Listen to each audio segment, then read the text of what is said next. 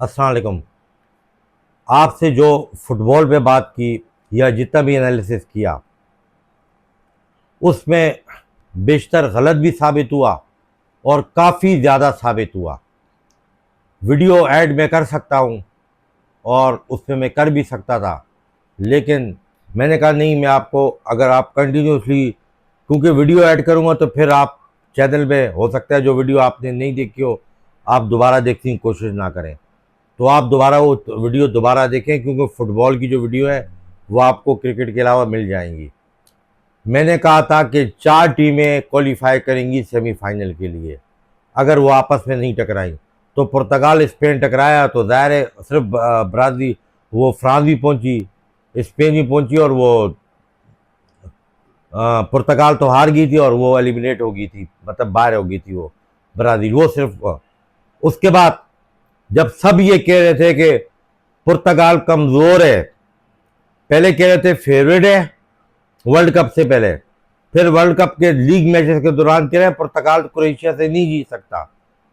तो मैंने कहा था कि पुर्तगाल वाज़ेह अक्सरियत रखता है और वो क्रोएशिया से जीतेगा, वो क्रोएशिया से जीत गया। फिर उसके बाद जब मैच हुआ उसका इंग्लैंड का नॉर्वे से, तो मैंने आपको क्या कहा था कि नॉर्वे से इंग्लैंड बहुत आसानी से जीत जाएगा, और वो जीत गया। फिर मोस्ट इंपॉर्टेंट जो बात है, सबसे इंपॉर्टेंट, जो किसी ने नहीं कही, जो मैंने पिछले वीलॉग में भी कही, यहां तक के पाकिस्तान में तो छोड़ दो ना, पता ही कौन यूट्यूब पे काम करता है नहीं करता, जो भी वो आते हैं आके बैठते हैं टीवी पे, जो आम लोगों में बात थी, जो आम और मतलब जो कि आम लोग बात करने वाले हैं, उस टीम का नाम ही नहीं ले रहे थे, ना उनके प्लेयर्स का नाम ले रहे थे। अभी जब वो अर्जेंटीना से मैच जीते तो अभी वो हवा में उछल रहे हैं और उसको अपनी टीम मान रहे हैं और कह रहे हैं कि वो अच्छी है। तो उस टाइम तुम सोए हुए थे या तुम लोग में अकल नहीं थी? असल में सोए हुए भी थे और तुम लोग में अकल नहीं थी, बेवकूफ़ थे। तुम लोग जिद की बुनियाद पे बहस करते हो। ये तेरी टीम, वो उसकी टीम, वो उसकी टीम, और वो इसकी टीम, और वो इसकी, और ये मेरी टीम। ऐसे नहीं होता। मैं एक चैनल पे जब मैं एनालिसिस करता हूँ तो मैं फैक्ट पे बात करता हूँ, कतई नज़र पाकिस्तान हो, इंडिया हो, साउथ अफ्रीका हो, या फुटबॉल में कौन हो, वो टीम फेवरेट है या नहीं है, क्योंकि उसी पे वही करना चाहिए। और आप अगर सपोर्ट भी किसी टीम को करते हो तो वो एक अलग मैटर है। देखिए मेरी बात सुने, फ्रांस क्यों आ रहा है वो वजूहत तो मैं बताऊंगा, लेकिन मैं आपको पहले जो आप बता रहा था कि इसका कोई नाम ही नहीं ले रहा था, ठीक है, और कोई इसकी बात ही नहीं कर रहा था। और यार्जेबल जिसने गोल किया पेनल्टी पे, इसको कौन जानता था? वो यामल को, जो थोड़ा बहुत ईमान को जो जानते थे, वो बार्सिलोना की वजह से जानते थे। इनका प्लेयर नाचो भी है, इनके कई और प्लेयर भी हैं, ठीक है ना, किसी ने बात नहीं की। जिससे देखो, Ronaldo Messi, Ronaldo Messi, Ronaldo Messi, हत्ता कि ब्राजील के भी किसी प्लेयर का नाम नहीं ले रहे थे, बस यही नाम गूंजता था, और हैरी कैन, ये 3 नाम गूंजते थे। मेपापे, रोनाल्डो और मेसी, बस यही यही जिसको देखो यही लाभ वो करता था। बात वो होती है कि तो जो तुम अपने एनालिसिस तुम्हारा परफेक्शन पे मबनी हो, लॉजिकल हो, तब जाके आप चैनल में बैठ के बात कर सकते हो। और किसी को इख्तलाफ है तो पहले भी मैंने कहा है उनको कि आप लाइक करें, आप कमेंट्स की सूरत में अपनी राय दीजिए, जो भी आपके आप अरस्तु बने हुए हैं स्पोर्ट्स के, तो आप दें, और सब्सक्राइब ज़रूर करें चैनल। बात यह है कि अभी बात को मैं आगे बढ़ाता हूँ। देखें मेरी बात सुने, जब कल मैच शुरू हुआ फ्रांस और स्पेन का, तो फ्रांस की डोमिनेशन थी, फ्रांस डोमिनेट कर रहा था, ठीक है। और वो जो पेनल्टी हुई है, इस वर्ल्ड कप में जितने भी मैचेस हुए हैं उसमें ज़बरदस्त रेफरी कल के मैच में उसने की है। अगर वो एडवांटेज दे रहा था, वो इक्वली दोनों टीमों को एडवांटेज दे रहा था। पेनल्टी दी है, पेनल्टी उससे बिल्कुल सही दी है, ठीक है, इसीलिए उन्होंने एतराज़ भी नहीं किया था फ्रेंच ने, और पूरा मैच उसने बिल्कुल अनबायज और परफेक्ट तरीके से सुपरवाइज किया, बेहतरीन मैच सुपरवाइज किया है, नॉन कंट्रोवर्शियल। याद है मैंने एक बात कही थी आपको कि स्विट्जरलैंड इसको हरा चुका है फ्रांस को, और इसी तरह की टीम थी फ्रांस की, जो ये प्लेयर यही थे 21-22 में यूरो में। ठीक है, तो दोनों यूरोप की टीमें गेंद को समझती हैं।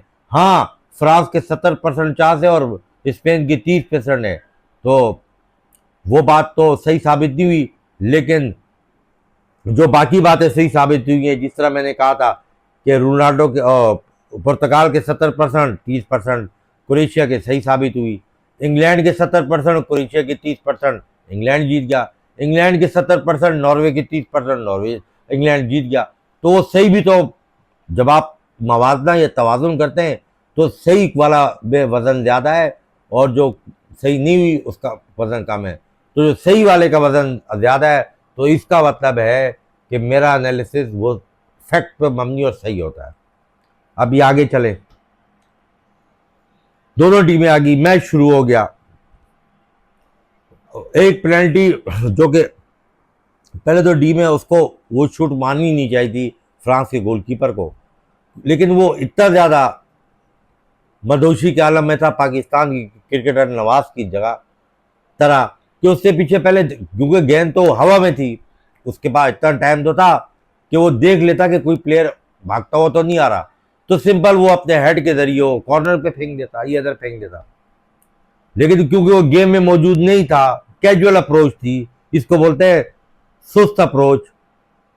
कैजुअल, जैसे ब्राजील का गोलकीपर है सुस्त, इसी तरह की अप्रोच, उससे उसको अनइंटेंशनली शूट मारी और वो उसकी टच होगी, और वो बिल्कुल सही पेनल्टी थी, भले अनइंटेंशनली मारी है या इंटेंशनली मारी है, ये वो पेनल्टी थी जो कवानीन के मुताबिक थी। जो इससे पहले हैरी केन मेक्सिको वाले मैच में भी अगर आपने देखा हो और देखने की तकलीफ की हो, तो उसमें भी इसी तरीके से मेक्सिको को पेनल्टी मिल गई थी, वो तो इससे मार्जिन था। पहला गोल होने के बाद फ्रांस अंडर प्रेशर नहीं आया, फ्रांस ने अपने काउंटर अटैक जारी रखे और उसमें प्रेशर बिल्ड रखा फ्रांस ने, ठीक है ना। लेकिन प्रॉब्लम वहां होगी, आखिर प्रॉब्लम कहां पे हुई है? प्रॉब्लम वहां पे हुई है जो फ्रांस मैच ग्रुप के जीतता है, ग्रुप के और नॉकआउट के, उसमें फ्रांस आसानी से मैच जीतता है। आप बात समझ रहे हैं इसको? मतलब उससे उसके अपोनेंट को बहुत आसानी से हराया है। और दूसरी बात यह है कि खाली मेपापे तो उनका था, लेकिन मेपापे को जो प्रोवाइड करने वाले बॉल थे उस पर बहुत से नाम थे, उसमें बहुत से नाम है। ओलेसे था उसमें कुंडे था, उसमें डबेला था, उसमें बेशुमार प्लेयर थे जो उसको सपोर्ट कर रहे थे, ठीक है। मतलब वो भी गोल कर रहे थे, वो भी गोल कर रहा था, उसको बहुत अपॉर्चुनिटी मिली थी। कल स्पेन के डिफेंडर ने कोई बाकमाल डिफेंडिंग नहीं की है, उनका जो कप्तान है रोड्री, उससे कोई उनकी डिफेंड में कोई ऐसा नहीं है कि उन्होंने कोई टेक्टिक्स वाइज बहुत बड़ी अप्रोच कर ली, कि कोई ऐसी टेक्निक अपना ली कि उसको बॉल प्रोवाइड फ्रांस के प्लेयरों ने नहीं की। फ्रांस के कई पासेस, आप अगर इंटरव्यू गूगल पे सर्च कर ले, मैं पापे का इंटरव्यू पढ़ ले, उससे वही बातें की हैं जो, मतलब मैं चाह रहा था कि मैं वीलॉग करूंगा, जाहिर है वीलॉग तो मैंने बाद में करना होता है ना। तो उसने कहा है कि जो उनकी जो टीम है वो उससे स्पेन को प्रेस नहीं किया, वो प्रेस करने जा रही थी, उससे प्रेस हुई नहीं है, पासिंग प्रॉपर नहीं हुई, एग्जीक्यूशन प्रॉपर नहीं हुई। आपस में जो फ्रांस का असासा था कि उनका हर प्लेयर अपनी पोजीशन पे परफेक्ट खेलता था, वो खेला नहीं, उससे एडमिट किया है और उससे बोला वो फेवरेट थी इस पे, उससे बिल्कुल सही बात की है। जो फ्रांस की एग्जीक्यूशन थी पासिंग की, वो जहां पास दे रहे हो पास नहीं जा रहा। ओपोनेंट ने जो ओपोनेंट थी उसके खिलाफ वाली, उससे पोजीशनिंग बॉल यूटिलाइज किया। अब आप बोलेंगे पोजीशनिंग क्या है? Right back, midfielder, defender, striker, forward, यहां तक कि गोलकीपर तक की उनकी सारी एग्जीक्यूशन परफेक्ट थी। पूरे मैच में एक बॉल में पापे को मिली, लेकिन जो बॉल उसको असिस्ट की गई वो बेवकूफ़ी की बात है, मामनी की गई। जाहिर सी बात है, जो प्लेयर अटैक कर रहा था, ये मेपापे को पास दे रहा था, डेफिनेटली उसको स्पेन का गोलकीपर तो नजर आ रहा था कि वो फार आगे आया हुआ था, एक तो उससे मेपापे को जो पास दिया वो बहुत तेज दिया है, यानी मेपापे को इस तरह का पास देता कि मेपापे और बॉल के दरमियान फासला कम होता, मेपापे आराम सुकून से इसको ड्रिबल करके इसके ऊपर से गोल कर लेता, क्योंकि मेपापे के पास है स्प्रिंट, तेज भागता है। इस वर्ल्ड कप का सबसे ज्यादा जो फास्ट एंड फ्यूरियस जो प्लेयर है ना, जो स्प्रिंट के साथ भागता है, वो है मेपापे। लेकिन जो पास देने वाला है उससे इतना तेज पास दिया कि चंद मतलब लम्हों के लिए स्पेन के गोलकीपर की बेहतरीन डिफेंडिंग अप्रोच की वजह से वो गोल जो है बच गया, वरना उससे उसके बाद लेकिन वो जो मूव थी ना, वहां अगर गोल हो जाता तो स्पेन ने बिल्कुल नीचे बैठ जाना था। पहला हाफ गुजर गया, पहले हाफ में भी सेटल डाउन नहीं हुए, दूसरा हाफ शुरू हुआ, दूसरे हाफ में भी सेटल डाउन फ्रांस नहीं हुई। सेटल डाउन मीन्स नहीं हो पा रहा था। एक होता है आपके पास एक्स्ट्रा ऑर्डनरी प्लेयर है ना, आपके पास रॉ टैलेंट है, लेकिन एग्जीक्यूशन नहीं हो पा रही। एग्जीक्यूशन से मुराद के एग्जैक्टली जगह पे पास नहीं जा रहा, प्लेयर अपनी प्रॉपर जगह रिप्लेस नहीं कर रहा। ठीक है, और से तो इतना खतरनाक है, वो तो मेपापे से भी खतरनाक है। डबेला जो है वो उसकी एग्जीक्यूशन नहीं हो रही थी, फ्रस्ट्रेशन हो रहे थे। फ्रस्ट्रेशन से मुराद के एक गोल हुआ है और वो क्या मतलब हो गया, वो इसलिए हुआ कि उनको अगर पहले भी सख्त ओपोनेंट मिलता ना, पहले भी जैसे वो जर्मनी वाला मैच उनको मिल जाता, पैराग्वे नहीं आती, तो एक उनको यूज टू हो जाते। उनको पहला मैच ही टफ मिला उनको। बाकी अगर हकीकत में देखा जाए तो कोई इतनी स्ट्रॉन्ग टीमें उनके साथ नहीं टकराई है जिस कैलेबर की फ्रांस की फुटबॉल टीम है। ये वजह बनी, वो कैजुअल हुए, उन पे दूसरा गोल हो गया। जब उन पे दूसरा गोल हो गया तो उसके बाद तो मैच रहा ही नहीं। आज मेपापे बेसिकली इस बात पे गुस्सा नहीं है कि स्पेन क्यों जीता है, वो इस बात पे गुस्सा है कि उसके प्लेयरों ने एग्जीक्यूशन नहीं की। ये वजह थी, एग्जीक्यूशन में होगी। आप दोबारा स्पेन का मैच करा लो, जाहिर है वो तो नहीं हो सकता ना दोबारा तो, लेकिन एक फॉर एग्जांपल फ्रांस बहुत बेहतर है। ये वो ऐसी बात है जिस तरह अंडर 19 के एशिया कप में पाकिस्तान ने इंडिया को हराया, तो पाकिस्तान का जर्नलिस्ट है सनोला, उसने कहा कि भले इंडिया हार गया लेकिन इंडिया की अंडर 19 की टीम पाकिस्तान की अंडर 19 से इस वजह से बेहतर है कि वो प्रोसेस से आई है, और उससे बात सही की थी। उस पर तो मैंने भी वीलॉग बाद में किया था कि वो वर्ल्ड कप में इंडिया की टीम के चांसेस ज्यादा है और वो जीत गई थी। तो ये होता है जो ये। अब आ गई बात इसकी नेक्स्ट सेमीफाइनल की। मैं कई दफा बोल चुका हूँ कि इंग्लैंड, और ये एक और बात बता देता हूँ, वो फिर मैं बाद में बताऊंगा, बल्कि मैं आपको जो मोस्ट इंपॉर्टेंट बात है वो इंग्लैंड की बता रहा हूँ। अर्जेंटीना को आप एक साइड पे रखें। इस जो अर्जेंटीना जो है, अर्जेंटीना के 2 मैचेस हुए बड़े क्लोज। कैपे वर्दे वाला तो आप क्लोज नहीं बोल सकते क्योंकि वो तो सेल्फ गोल हो गया था, लेकिन इजिप्ट वाला गोल तकरीबन अर्जेंटीना बाहर हो गया था वर्ल्ड कप से। चलो एक लम्हे के लिए कंट्रोवर्शियल डिसीजन भी छोड़ दो, रेफरी की बात ही ना करो, चलो छोड़ो, आप गेम टू गेम बात करो, गेम टू गेम। क्या आपका क्या मतलब है कि अगर इस तरीके से अर्जेंटीना पे जैसे इजिप्ट ने 2 गोल किए हैं और उनकी डिफेंस में लैप्स है, अगर इंग्लैंड ने 2 कर दिए तो अर्जेंटीना ऐसे ही बराबर कर देगा 4 मिनट और कुछ सेकंड में, जैसे मिस्र के खिलाफ किए हैं? ये खालू जी का बड़ा नहीं है, वही आपकी गलत फहमी है। इंग्लैंड की टीम में और इजिप्ट की टीम में बहुत बड़ा फर्क है, बहुत बड़ा, आपकी सोच से ज्यादा। मैं एक आपको एग्जांपल दे रहा हूं। अर्जेंटीना की टीम भी उस दिन जब इजिप्ट से जब सेकंड गोल लियोन मेसी ने किया था, जो 79 मिनट में जो उनका गोल हो गया था, अगर वो 5-6-7 मिनट और गेम को लंबा खींचते वो दूसरा गोल भी नहीं होना था, वो मैच हाथ से निकल गया था। अर्जेंटीना तकरीबन वर्ल्ड कप से बाहर हो गया था, लेकिन इतना ज़्यादा वो डिफेंस पे आ गए थे जो उनको नहीं आना चाहिए था, बहुत ज़्यादा आ गए थे। कंट्रोवर्शियल डिसीजन था, वो तो सब बोल रहे हैं, वो तो सब बोल रहे हैं उसको तो आप नहीं मिटा सकते। वो तो धब्बा लग चुका है अर्जेंटीना पे कि फेडरेशन अर्जेंटीना को फैसिलिटेट कर रही है। हो सकता है आगे भी कोई इस किस्म के डिसीजन आए, लेकिन अगर आगे आए नहीं आए, उसको फेडरेशन ने अर्जेंटीना को समंदर से निकाल के खुशकी में डाल दिया है, तो अपनी भी तो फुटबॉल को खेलेंगे, उनकी टीम भी तो स्ट्रांग है। ये थोड़ी कि फेडरेशन सारा सपोर्ट करेगी।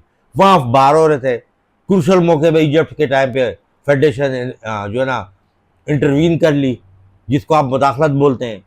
जैसे आप बोलते हैं फौज ने मुदाखलत कर दी तो ये गवर्नमेंट चलेगी, वो गवर्नमेंट चलेगी, वो एक ही मुदाखलत होती है। फिर वो तो कर ली उन्होंने। आप इंडिविजुअल की बात करते हैं, ये तो अर्जेंटीना की एक तरफ की बात होगी। तो खाली उनका एक प्लेयर नहीं है, उनके भी 3-4 ऐसे प्लेयर हैं कि उनके भी 3-4 प्लेयर ऐसे हैं जो कि पूरा सपोर्ट करते हैं मेसी को, गोल करते हैं। तो उनका कॉम्बिनेशन भी बेहतर कॉम्बिनेशन है। अब बात आ गई इंग्लैंड की। इंग्लैंड हैरी केन अपनी जगह पे नुमाया बायर म्यूनिख का, साका आर्सेनल का चैंपियन, रशरफोर्ड मैनचेस्टर यूनाइटेड का, एक उनका बॉर्गन करके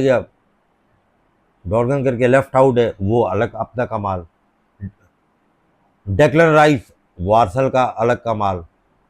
उनका मतलब इनफरादी बड़े ज़बरदस्त प्लेयर है। अभी आप समझ रहे हैं इनफरादी से मुराद, लेकिन एज अ टीम वो अभी तक वो एग्जीक्यूशन नहीं कर पाए, और ये एडवांटेज अर्जेंटीना को जा सकता है। आप ये जो वीलॉग है ना, इसके कंटेंट को जब आप पूरा देखेंगे फिर आपको आपके दिमाग में घुसेगी ये बातें और आपको अकल आएगी कि बात का मकसद क्या है। वो उस शर्त पे इंग्लैंड जीत सकती है कि वो एज अ फ्रांस वाली को, जैसे फ्रांस ने पहले खेला है ना, कि उस कॉम्बिनेशन से खेले। मतलब इंडिविजुअल नहीं हो। इंडिविजुअल से मुराद ये होती है कि साका है वो इंडिविजुअली एफर्ट, साका मोस्ट प्रॉब्ली कोशिश करता है कि वो गोल कर ले। मैंने उसको देखा हुआ है, वो बहुत कोशिश करता है, लेकिन वो ये नहीं करता कि उसके अच्छे असिस्ट से कोई और गोल कर ले, या आपस में वो तालमेल जिसको बोलते हैं, वो तालमेल पे इंग्लैंड की टीम नहीं खेल रही। इंग्लैंड की टीम जैसे ये भी जबरदस्त, वो भी जबरदस्त, उस तरह खेल रही है। वो किसी भी टीम से हार सकती है और बहुत बड़ी टीम से जीत भी सकती है। अब आप बोलेंगे और इसमें क्या ऐसी बात है जो आपके लिए गौरतलब हो। बेलिंगम का किसी ने नाम नहीं लिया था, उसका भी वीलॉग में मैंने कहा था आपको, बल्कि मैंने कहा शायद मुझसे पहले जॉन टेरी, जो इंग्लैंड का साबिक फुटबॉलर और चेल्सी में खेलता था, इंग्लैंड का कप्तान था, जॉन टेरी ने पहले ये बात की थी।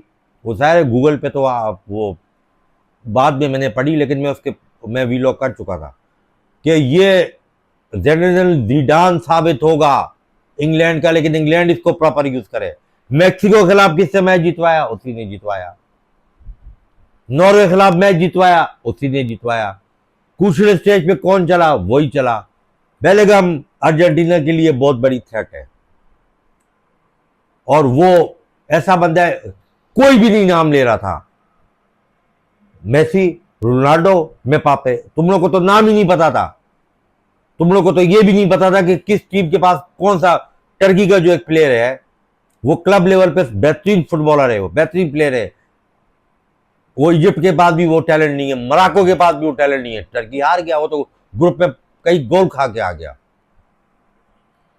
तो मेरा कहने का जो पॉइंट ये है वो ये है कि इन 2-3 प्लेयर और 2 टीमों से पहले पाकिस्तानी तुम लोग को समझ में नहीं आती। तुम्हारे मुल्क में जो फुटबॉल होती है, जो एशियन रीजन में, वो फुटबॉल, इस फुटबॉल में बहुत बड़ा फर्क है। इसके फॉर्मेशन में फर्क है। तुम्हें ये नहीं पता कि 4-3-3, 4-2-4, 4-3-2-1 ये क्या है, तुम्हें इसका नहीं पता। फिर जो इस पे सारा खिलाता है वो मैनेजर खिलाता है। वो जिस प्लेयर को सब्स्टिट्यूशन में जिस प्लेयर को भी भेजता है, उसके बाद एक ड्राइंग बोर्ड होता है, उस पर उसको बता रहा होता है कि तुमने ऐसे ऐसे ऐसे ऑपरेट करना है। इसको बोलते हैं execution of the match, execution of the football. कुछ जालियत से उससे बाहर आओ और शोर शराबे से बेहतर ना कोई ऐसी बात करो जो वाकई अगला बोले कि वाकई इस बात में कोई असर है। नंबर 2 मोस्ट इंपॉर्टेंट बात, वो बड़ा क्रूशियल, उसका किसी ने नाम नहीं लिया था, उसका मैंने वीलॉग में नाम लिया था। इस मैच में भी एनालिसिस कर रहा हूं। अगर इनफरादी खेल अर्जेंटीना ये मैच जीत सकता है, लेकिन अगर इंग्लैंड इस मैच में जो ग्राउंड में जितनी देर मैच हुआ जीत गई, पेनल्टीज पे जाएगा। हालांकि इंग्लैंड का गोलकीपर अच्छा है, यूरो में भी अच्छी गोलकीपिंग की है, लेकिन अर्जेंटीना गोलकीपर उससे बहुत, अगर ये पेनल्टीज में गेम गया तो अर्जेंटीना तकरीबन समझ लो मैच जीत जाएगा। ये एक तजीया एनालिसिस है, बल्कि मैं बोलूँगा एनालिसिस है ये तो तुक्के वाली बातें नहीं है।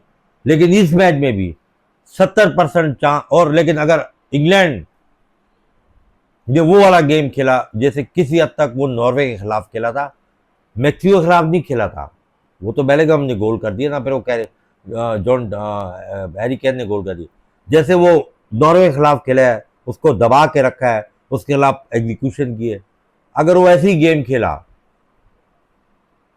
तो इंग्लैंड के जीतने के चांस बहुत हैं। इंग्लैंड की जीतने के चांस 70% है और अर्जेंटीना के 30% है। बहरहाल आगे भी मैचेस होंगे, उन पर भी बात करेंगे और फिर नेक्स्ट कंटेंट में किसी और टॉपिक पे बात करेंगे।